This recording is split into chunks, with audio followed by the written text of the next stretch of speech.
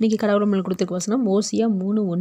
பின்பு கர்த்தர் என்னை நோக்கி, அந்நிய தேவர்களை மதித்து திராட்சரசம் உள்ள பாத்திரங்களை விரும்புகிறவர்களான இஸ்ரவேல் புத்திரர் பேரில் கர்த்தர் வைத்திருக்கிற அன்புக்கு ஒப்பாக நீ இன்னும் போய் தன் நேசரால் நேசிக்கப்பட்டவளும் விபசாரியுமான ஒரு ஸ்திரீயை நேசித்துக்கொள் என்று சொன்னார். இந்த வசனத்தை கொண்டு கடவுள் மட்டும் என்ன சொல்கிறா பார்ப்போம். இங்கே ஓசியாவோட மனைவி ஒரு வேசிப்பெண், அவளை திருமணம் பண்ண சொல்கிறாரு. எதுக்காகனா, இஸ்ரவேலர்கள் பாவங்கள் தப்புகள் செஞ்சதுனால இந்த பெண்ணுக்கும் ஓசியாவுக்கும் பிறக்கிற இஸ்ரேல் என்னும் பையனை கொண்டு தேவன் பாடம் புகட்டார்.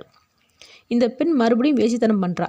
அப்போ தேவன் மறுபடியும் அந்த பெண்ணை நேசி அழைத்துக்கொள்னு சொல்கிறார். அதாவது அந்த பெண் தப்பை உணர்ந்து உன்கிட்ட வரும்போது அவளை ஏற்றுக்கொள்னு சொல்கிறார். இதே போல் தப்பும் பாவம் பண்ண இஸ்ரவேலர்கள் மனம் திரும்பி வரும்போது அவங்கள ஏற்றுக்கொள்வேன்னு தேவன் இப்படி சொல்கிறார். தேவன் நம்மளை மன்னிச்சாலேவும் நம்ம செய்த பாவங்களை நினச்சி குற்ற உணர்ச்சி இருக்காது. அந்த பாரத்தை தேவன் எடுத்து போட்டுவார். இதுதான் தேவ சமாதானம். நிறைய தடவை நம்ம எல்லாருமே தப்பு பண்ணிட்டோமேன்னு நினச்சி கவலைப்படுறோம், குற்ற உணர்ச்சியில் வேதனைப்படுறோம். ஆனால் தேவன் என்கிட்ட வா, நான் சரி செஞ்சு உன்னையை ஏற்றுக்கிறேன்னு சொல்கிறார். மனம் திரும்புதல்னா மன்னிப்பு மட்டும் கேட்குறது இல்லை, திருந்தி வாழ்கிறதுன்னு அர்த்தம். அப்படி நம்ம திருந்தி வாழ்கிறதுக்கு பரிசுத்த ஆவியானவர் நமக்கு உதவி செய்கிறாரு, புதிய வாழ்க்கை நமக்கு கொடுக்குறாரு. தேவன் இத்தனையும் செய்ய நமக்கு ஆயத்தமாக இருக்கும்போது நாம் தான் தப்பு பாவத்திலிருந்து மீண்டு வரணும். அதிலே வாழ்ந்து அழிந்து போயிடக்கூடாது. ஆமேன்.